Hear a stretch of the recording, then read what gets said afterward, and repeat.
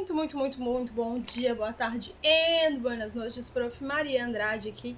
E hoje eu tô aqui trazendo a terceira parte da nossa aula de controle de condicionalidade, um tema que todos os alunos, tanto do curso quanto da mentoria, apresentaram bastante dificuldades.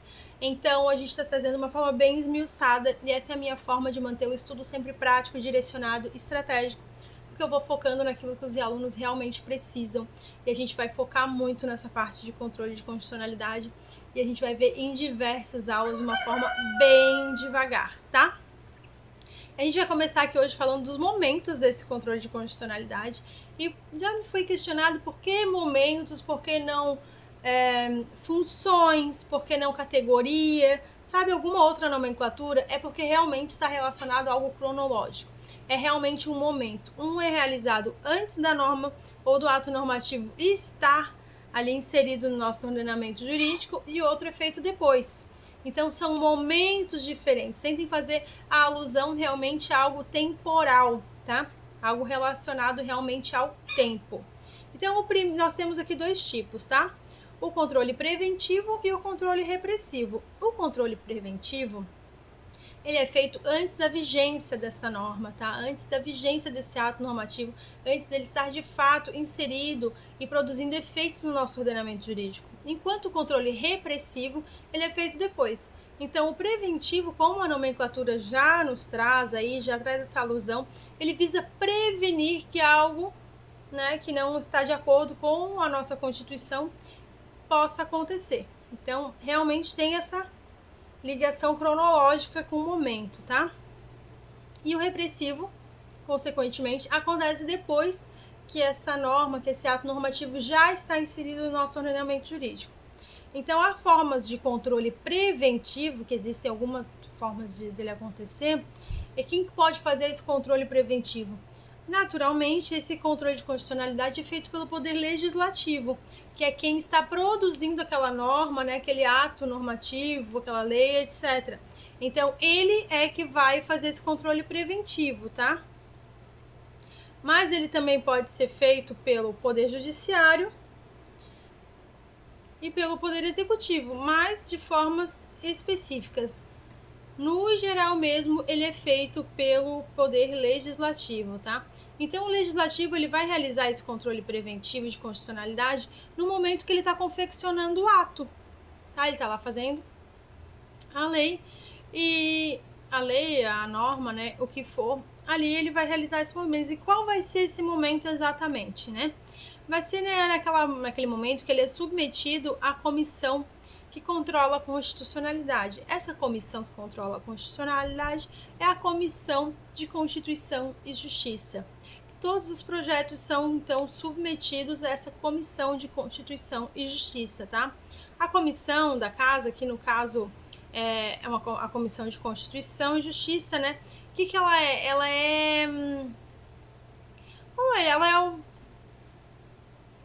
é como se fosse o órgão ali, a parte, né, uma comissão, como o próprio nome já diz, na verdade, que vai justamente avaliar se está de acordo com a comissão não, com a Constituição ou não. Essa é a função dela, ponto.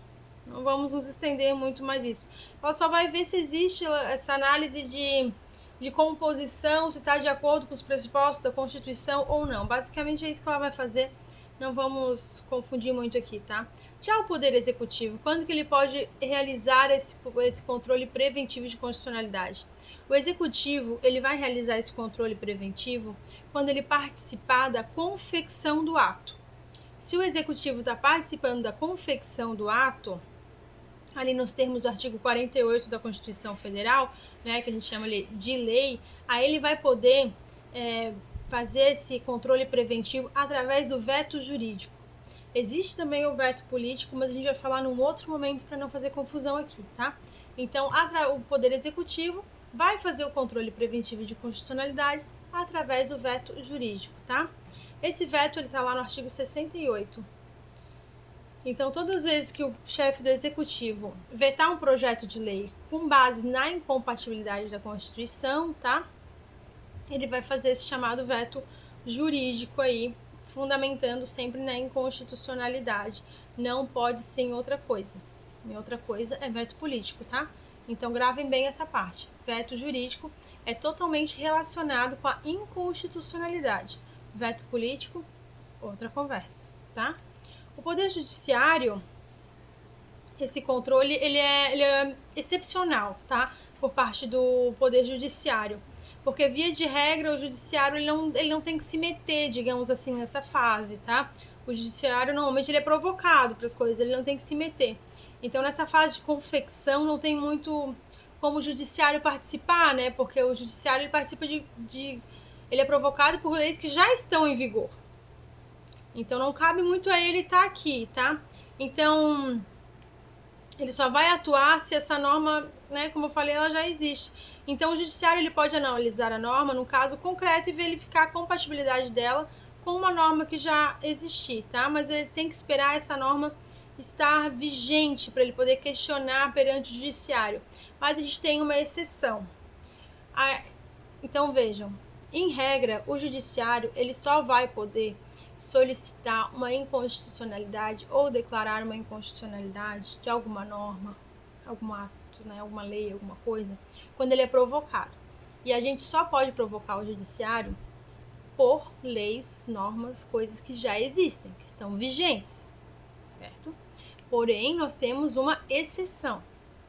Então, essa exceção a gente tem que ver com calma, tá? Que é o mandado de segurança, impetrado por um parlamentar. A única exceção do Poder Judiciário fazer um controle preventivo de constitucionalidade é se ele for provocado através de mandado de segurança impetrado por um parlamentar. Ponto. Eu sou parlamentar, tá? E existe todo o processo legislativo que a Constituição estabelece ali, tá? Para votação, para as normas, tá? Aí eu vou lá para o judiciário e falo, olha, então, sabe esse processo que a Constituição fala, que tem que existir e tal, ele está sendo violado.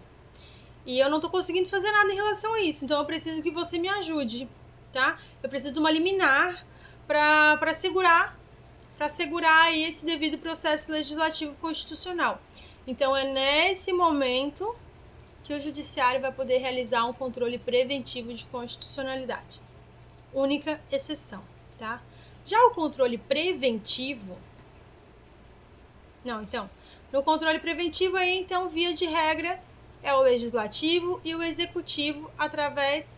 O executivo, quando ele participa, tá ali elencado no artigo 48, normalmente, né, a gente tá falando ali de lei, e ele pode fazer esse controle preventivo de constitucionalidade através do veto jurídico. Poder Judiciário, somente quando provocado por um parlamentar, através de mandado de segurança, para garantir que o devido processo legislativo constitucional esteja sendo respeitado. Pronto. Agora, na fase repressiva, eu tenho 3 momentos diferentes aqui, tá? De controle, mas quem realiza esse controle de forma típica aqui já é o judiciário, tá? E de forma excepcional, mas não tão estranha, o legislativo. E aqui é pacífico, tá? É um entendimento pacífico porque tem previsão constitucional quanto às situações, mas de forma não unânime é questionável o executivo, tá? Então, ali o legislativo participar, ok, isso já tá certo. Agora, essa parte do executivo participar desse controle repressivo já não é tão unânime esse entendimento, mas a gente tem que ver de qualquer forma, tá?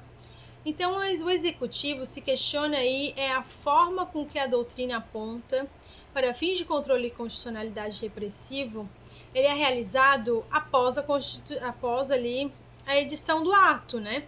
Ou seja, após a produção dos seus reguladores efeitos pelos legisladores, né, pela parte do legislativo ali. Então, ele é feito depois. Por isso que a gente tem que ter um pouco mais de cuidado, porque quando é feito repressivo, a gente está colocando em causa, né? A gente está questionando todo o trabalho que foi feito ali pelo legislativo. Então, é uma coisa que tem que ser feita com muito mais cautela, tá? Porque é algo que já está em vigor, já está produzindo seus efeitos também. Então, não pode ser algo assim aleatório, não pode ser solicitado de qualquer forma. Então, existem aqui 3 hipóteses constitucionais para isso acontecer, tá? A primeira hipótese é se tratando de medida provisória, tá?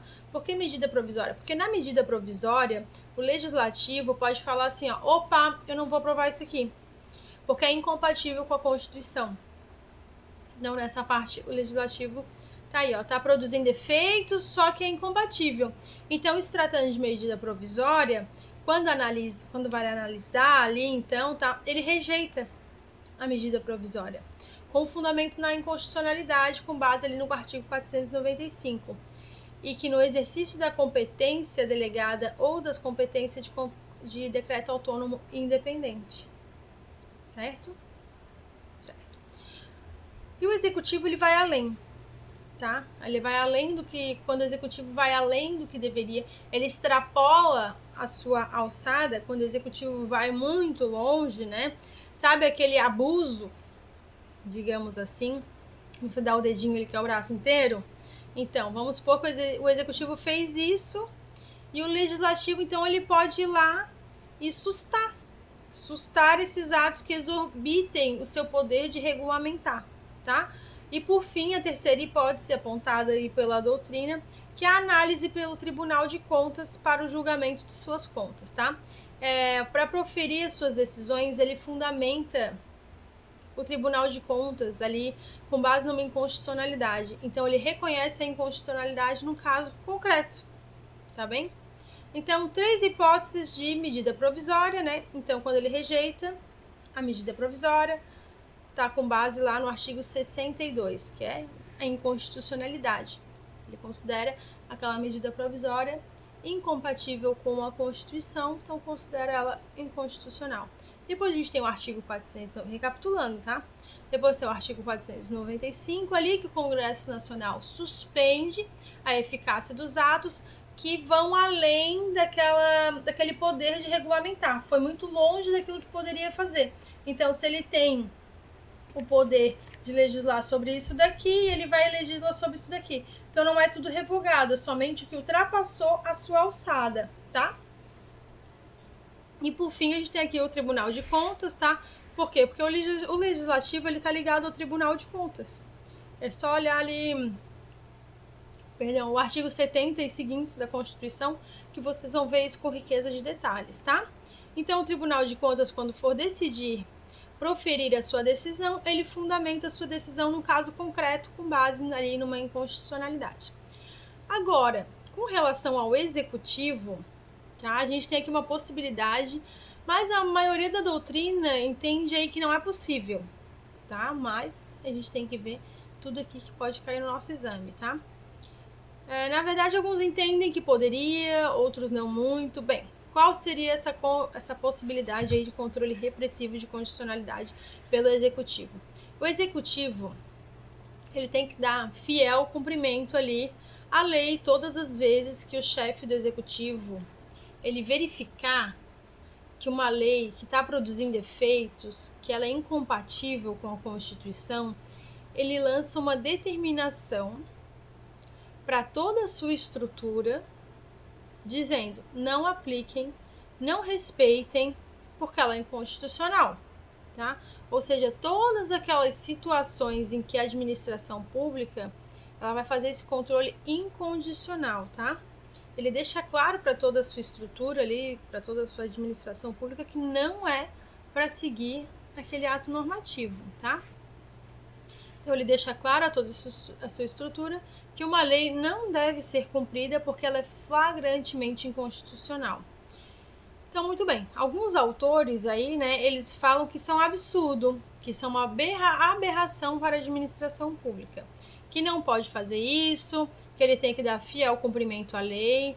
Ah, mas a lei é constitucional, mas não interessa, não cabe ao executivo, no exercício de sua atividade administrativa, fazer controle de constitucionalidade e que existem mecanismos adequados no sistema para que isso aconteça, né?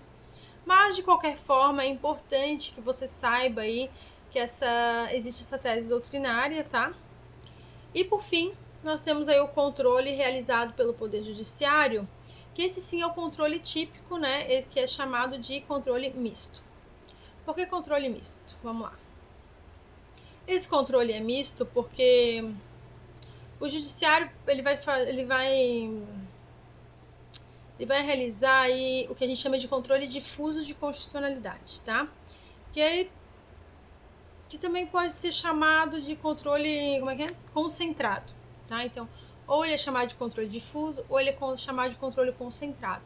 Aí, a depender aí da doutrina ou da questão. Até na questão do exame de ordem, ele pode ser chamado das duas formas, tá? Então, o controle difuso, o questionamento da constitucionalidade, prestem atenção bastante aqui, tá? Que isso confunde, eu demorei para chegar nessa parte, e isso aqui confunde bastante a mente de vocês. No controle difuso de constitucionalidade, tá? Não é o meu propósito, a minha intenção, a minha finalidade, quando eu aciono ali o Poder Judiciário, declarar a inconstitucionalidade da lei, tá? Eu vou, através da fundamentação, através do fundamento que eu apresento para o meu pedido, eu quero alguma coisa, tá? Eu quero ter determinada coisa. Através do meu pedido, o fundamento do meu pedido, o fundamento do meu pedido não é a inconstitucionalidade em si, tá? Só que para eu conseguir o que eu quero, a finalidade do meu pedido, eu preciso que o juízo ali considere, ou seja, que ele entenda que aquela condição pressuposta à lei, que ela é inconstitucional, tá? Então, todas as vezes que um pedido ele for ali embasado, cuidado, tá? É o próprio pedido que é embasado, tá? Não é ele é embasado numa inconstitucionalidade, mas eu não estou solicitando a inconstitucionalidade, eu quero que ele entenda que o embasamento do meu pedido é em algo que eu considero ali inconstitucional, mas eu não quero declarar a inconstitucionalidade, eu só quero que me dê o resultado, tá? Então, aqui eu vou ter um controle de constitucionalidade difuso. Um exemplo, eu tô preso. Eu tô preso porque eu não paguei uma dívida, tá? E não podemos ter prisão civil por dívida nesse país, porque a gente tem lá um tratado e tal. Vamos supor que foi antes de a gente ter essa súmula. Que hoje nós temos o tratado, né? São José da Costa Rica ali, como nós vimos nas aulas anteriores, que dizem que o depositário infiel não pode ser preso. E isso entrou no nosso ordenamento jurídico através de súmula. É sumulado, então não tem mais questão. Mas vamos supor que fosse antes dessa súmula. Antes de ter a súmula. Está lá escrito na Constituição que o depositário infiel pode ser preso. Assim como o devedor de alimentos, né? Aí vamos supor que fosse o caso do depositário infiel e não tivesse, né, então a súmula. Ainda foi por isso que foi editada a súmula, tá? Porque isso aqui realmente acontecia, tá? Muitos processos defendiam essa tese que eu vou usar como exemplo aqui para vocês. Então, eu tô sendo preso por causa de que eu sou um depositário infiel, né? Com fundamento ali de dívida. Então, eu vou lá e falo assim, mas isso aí é inconstitucional, né? Pela dignidade da pessoa humana. É claro que lá tem um raciocínio com base no tratado, tá? Mas tudo bem, vamos... Você pode se defender que essa prisão ela é inconstitucional porque fere a dignidade da pessoa humana, que é um outro princípio constitucional, tá? Ou seja, você defende o seu pedido. E o meu pedido não é inconstitucionalidade daquele artigo que diz lá que o depositário infiel pode ser preso, tá? O meu pedido que eu quero eu uso isso para fundamentar a procedência do meu pedido, que é não ser preso em razão disso. Porque fere um outro princípio constitucional. Então, se aquele artigo depois vai ser declarado inconstitucional ou não pelos seus meios corretos, é outra história. Aqui, a minha intenção é não ser preso. Que o juízo ali entenda as minhas razões e que não me prenda em razão disso, tá? Então, nesse controle difuso, qualquer autoridade investida de poder jurisdicional, então qualquer autoridade que pertença ali ao poder judiciário, primeira instância, segunda instância, justiça comum, justiça especial, tá? Qualquer um deles pode realizar esse controle difuso de constitucionalidade, certo? Então, qualquer pedido que você faça, primeira, segunda instância, justiça especial, qualquer um, isso tem fundamento, tá? Porque o propósito ali desse processo não é a análise simples e impura da inconstitucionalidade, mas sim o fundamento do meu pedido, tá? E é por essa razão que nesse caso concreto, vejam, o controle difuso ele é realizado com base no caso concreto, numa situação fática de uma pessoa. Não para todos, não. Para aquela pessoa isso vai ser aplicado, tá? Então eu tenho um caso concreto, uma reivindicação de uma pessoa em relação a algo. E o pedido é sustentado na inconstitucionalidade, certo? Por isso que o controle difuso também pode ser chamado de controle concreto. É totalmente ligado uma coisa com a outra, tá? Já o controle concentrado de constitucionalidade, ele é o controle, em tese, ali, da lei do ato em tese questionado, tá? Por que em tese? Por que eu falo em tese o tempo todo, tá? Porque eu tô analisando somente a norma. Eu tô questionando somente a lei, eu não tô levando em consideração nenhuma situação em concreto, tá? Não é nenhum caso concreto, só a leitura da norma, ela já deflagra ali que ela é inconstitucional. Vamos supor que o Congresso Nacional ele aprova aí uma lei que estabelece a pena de morte no Brasil. Então se estabeleceu a pena de morte no Brasil, beleza, tá? Mas a Constituição diz que somente em caso de guerra declarada pode ter pena de morte. Mas essa aprovação, ela passou lá no CCJ, o presidente sancionou, e ela está produzindo efeitos. Temos pena de morte no Brasil, tá? Então eu não vou precisar, nesse caso, de um caso concreto. Eu não preciso de uma sentença, que exista uma sentença condenando alguém à morte, para questionar esse dispositivo. Eu não vou precisar de algo em concreto, algo individual, para declarar essa inconstitucionalidade aqui, tá? Não interessa se alguém chegou a ser condenado à morte, para que isso possa ser questionado, tá? Temos que questionar aqui esse ato antes que ele produza aí, que ele tenha consequências práticas que sejam desastrosas, né? Atos que decorram de atitudes aí que a Constituição não autoriza, também não tem como voltar atrás nesse caso aqui, né? Tem muito o que fazer. Então, quem realiza esse tipo de controle de constitucionalidade aqui é o STF, tá? O órgão responsável aqui por essa atividade é o nosso Supremo Tribunal Federal, que ele é o guardião da nossa Constituição, né? E já que eu estou questionando a constitucionalidade do ato, eu vou perguntar para o guardião, né? Muito bem, o guardião tá vendo essa norma aqui, tá vendo essa lei aqui em abstrato, porque não é abstrato porque não é algo em concreto, não é algo individual de uma única pessoa. Olha, isso aqui não é compatível com a Constituição, tá? Eu quero que você reconheça essa inconstitucionalidade. Então, esse controle concentrado, ele não analisa nenhum caso concreto. É a lei em tese, tá? A própria lei nos demonstra que ela é inconstitucional.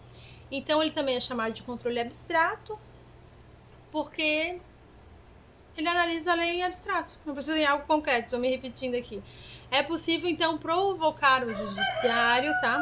Para que esse controle exista. A gente pode provocar. E como que a gente vai provocar? Através do quê? Vou chegar lá na frente do STF e vou gritar que eu quero que declare uma inconstitucionalidade. A própria Constituição vai trazer que instrumentos são esses. E são a ADI, que é a ação direta de inconstitucionalidade.